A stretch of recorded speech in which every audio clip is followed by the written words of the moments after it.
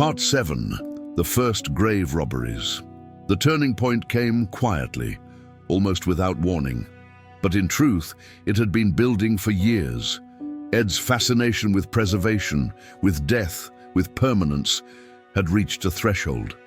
The animals he had studied, dissected, and preserved were no longer enough. The bones, the hides, the remains scattered throughout the farmhouse, they satisfied a curiosity, yes, but only for a time. There was something missing, something deeper, something human. The local cemetery, only a few miles away, became his focus. By day, it was a place of mourning, a quiet field of stone markers, flowers, and family memories. But by night, under the weight of darkness, it became something else entirely. To Ed, it was a place of opportunity, a place where death was not abstract, but immediate, tangible, accessible. Ed began to visit at first just to walk the grounds. He studied the headstones, noted the freshly dug graves, paid attention to who had recently been buried. The funerals he attended, sitting quietly at the back, watching the mourners, provided him with details, names, dates, locations, all carefully stored in his memory. In the silence of those cemeteries, surrounded by stone markers and the faint rustling of leaves, Ed's imagination wandered. What if the body beneath could be preserved? What if the skin, the bones, the very essence of the dead could be taken, studied, repurposed? The idea grew slowly, quietly, until it was no longer just a thought. It became a plan. The first time, it was tentative. One dark night, Ed returned to the cemetery with tools hidden beneath his coat. The air was damp. The moon barely cut through the clouds. He moved with a strange mixture of fear and determination. The quiet farm boy transformed into something else entirely.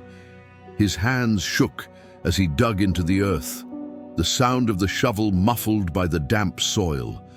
Every creak of the metal, every shift of the dirt seemed deafening in the silence of the graveyard, but he pressed forward, and eventually, he reached what he sought. The coffin, the boundary between the living and the dead.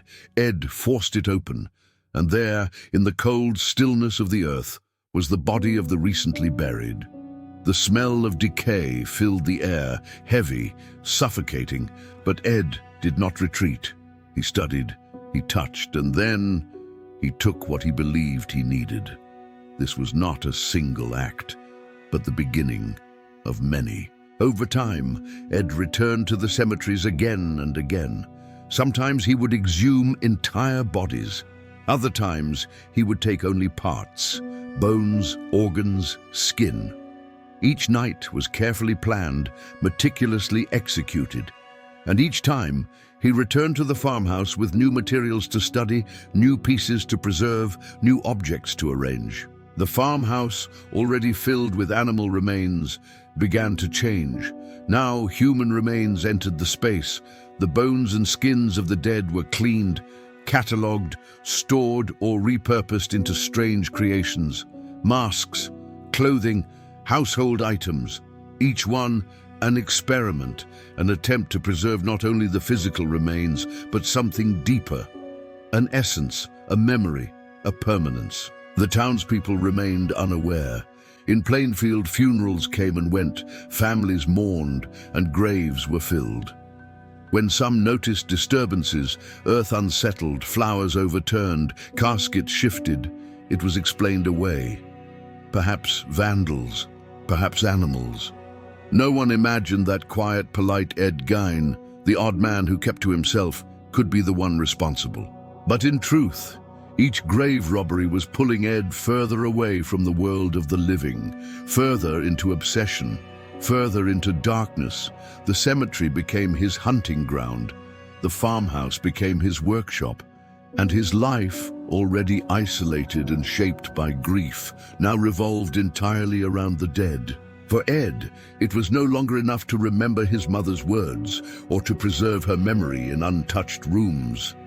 Now he was trying to bring pieces of the past into the present, through acts that would remain hidden for years, until the truth finally emerged.